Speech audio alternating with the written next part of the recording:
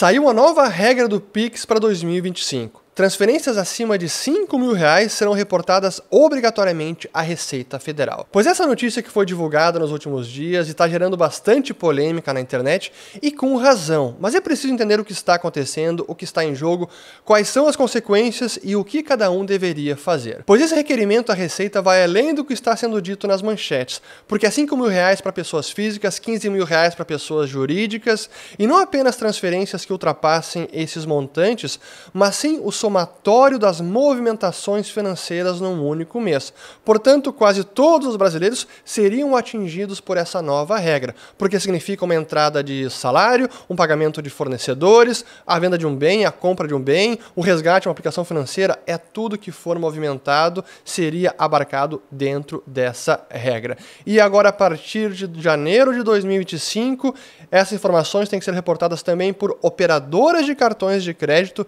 e instituições de pagamento. Portanto, de onde saiu essa nova regra? É que é preciso olhar mais atentamente a notícia, e aqui diz o seguinte: a regra está na Instrução Normativa da Receita Federal 2219 de 24, anunciada em setembro passado e que só entrou em vigor em 1º de janeiro. As informações deverão ser enviadas obrigatoriamente via e-financeira, o sistema eletrônico da Receita, que faz parte do Sistema Público de Escrituração Digital, o SPED, que coleta dados de contas bancárias, investimentos e previdência privada. Antes, instituições financeiras tradicionais como bancos, instituições financeiras e cooperativas de crédito já eram obrigadas a informar movimentações financeiras de seus clientes, como saldos em conta corrente, movimentações de investimento e resgate, rendimentos de aplicações e poupanças.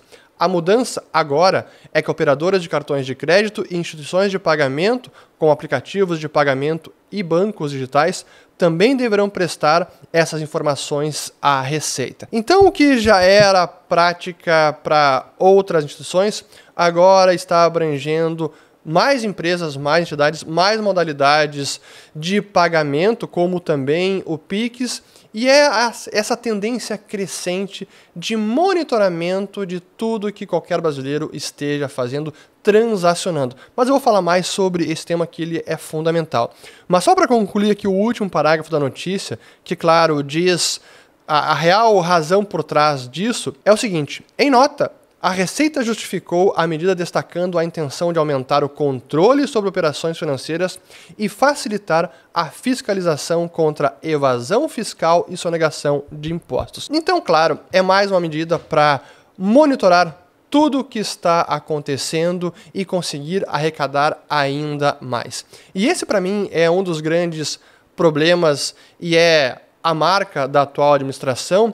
A grande diligência que eles têm para arrecadar, para monitorar, para fiscalizar, para tributar mais os cidadãos, e que não tem quase nenhuma, se há alguma, quando se olha do lado da despesa pública, do gasto ou do desperdício do dinheiro do cidadão. É quase todos os esforços focados em arrecadar mais e monitorar tudo que cada um está fazendo. Mas é uma tendência, sim, crescente, e essa notícia que surpreende porque ninguém estava esperando, na verdade, é nada mais do que a regra ou o padrão que estamos vivendo no século XXI, com sistemas eletrônicos, com sistemas de pagamentos eletrônicos, em que esse monitoramento, a vigilância, a fiscalização, ela é cada vez maior.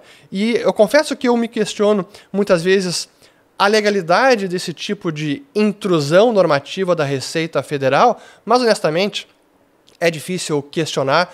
Quisera eu que algum deputado, senadores, levantasse também esses receios, mas é difícil ver algum resultado efetivo contra esse tipo de instrução normativa. Agora, uma consequência dessa coleta enorme de informações pela Receita é que os cidadãos ficam vulneráveis a algum ataque hacker, a um acesso não autorizado de dados sigilosos dos cidadãos por algum criminoso.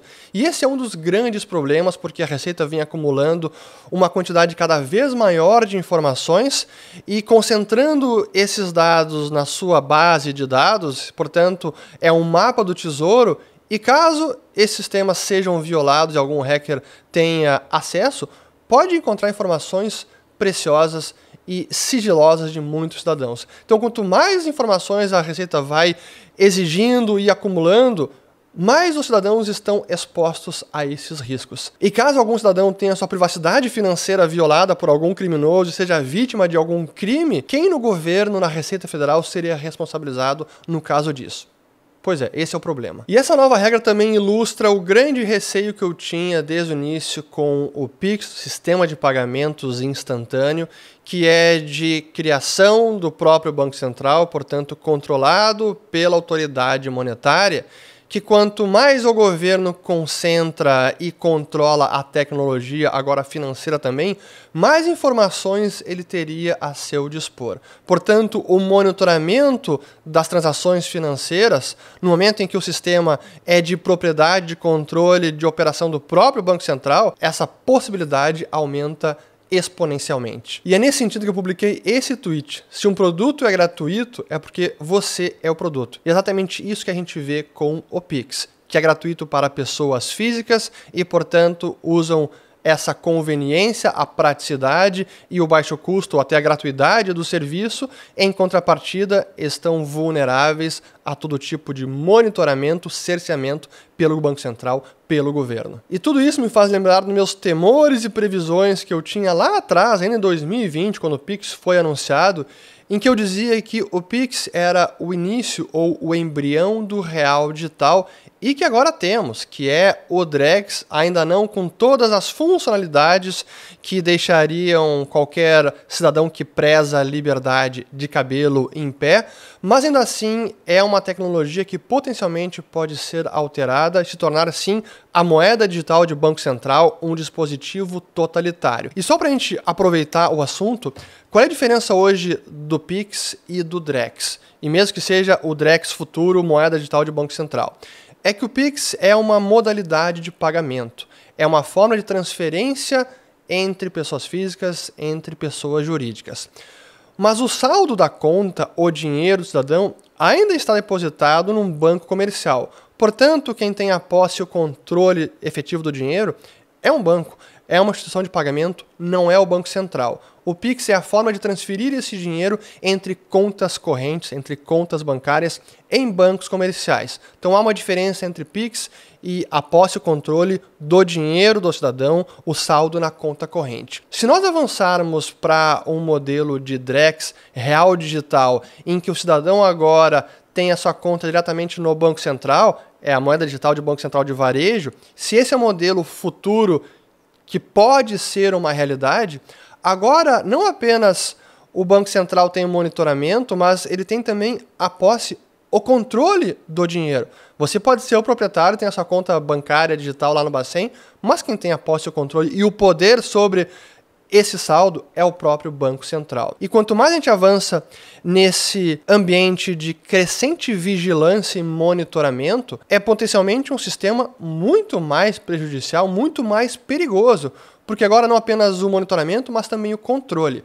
Hoje, como está o sistema desenhado, o Pix é uma forma de transferir saldos, mas o controle e posse do saldo ainda está numa empresa privada, numa instituição de pagamento, numa instituição financeira, não está com o Banco Central. Mas se migrarmos futuramente para uma moeda digital de Banco Central de varejo, em que cada cidadão tem a sua conta diretamente no Banco Central, aí é o controle absoluto. Esse é o grande perigo. E aí estaríamos todos vulneráveis, expostos a qualquer tipo de experimento econômico, social, abusos, invasão de privacidade, enfim. Vocês podem imaginar o que poderia ser feito quando o governo tem poder absoluto e controle sobre o nosso dinheiro. Então tudo isso que está acontecendo em nada me surpreende, e aqui eu encerro com a minha recomendação que cada um deveria fazer. Primeiro de tudo é operar sob a premissa de que você está sendo monitorado constantemente, que as suas transações financeiras, investimentos, compras de ativos, venda,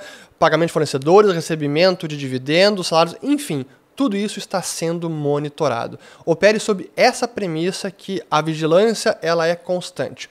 Portanto, você precisa ser ativo. Se você quer buscar mais privacidade e menos intrusão dos governos em geral e do governo brasileiro em específico, você precisa tomar medidas de precaução e medidas necessárias para que você tenha mais privacidade, para que você não esteja sujeito a todos esses controles e regras, porque honestamente, isso não deve mudar, pelo contrário, isso deve continuar e se aprofundar nos próximos meses e próximos anos. Então, busque formas dentro da lei de se proteger, formas de pagar menos impostos, buscando eficiência tributária, offshore, enfim, fale com seu advogado, fale com seu assessor, fale com qualquer especialista para que você consiga se proteger dos tentáculos do Leviatã financeiro, seja ele no Brasil, seja ele no exterior. Quem quiser saber mais informações sobre PIX, CBDCs, a Central Bank Digital Currencies ou DREX, moeda digital de Banco Central, vou deixar vários vídeos aqui em cima na descrição do vídeo. E aqueles que querem se aprofundar ainda mais, recomendo que baixem o nosso aplicativo Follow the Money, código QR aqui em cima, link na descrição do vídeo, porque você consegue ter um acesso a aulas aprofundadas, aos nossos documentários nas fronteiras do dinheiro e aos nossos encontros ao vivo toda semana, quarta-feira, 19 horas. Portanto, baixe o aplicativo e experimente. Compartilhe o vídeo, se inscreva no canal, ative o sininho e voltamos no próximo.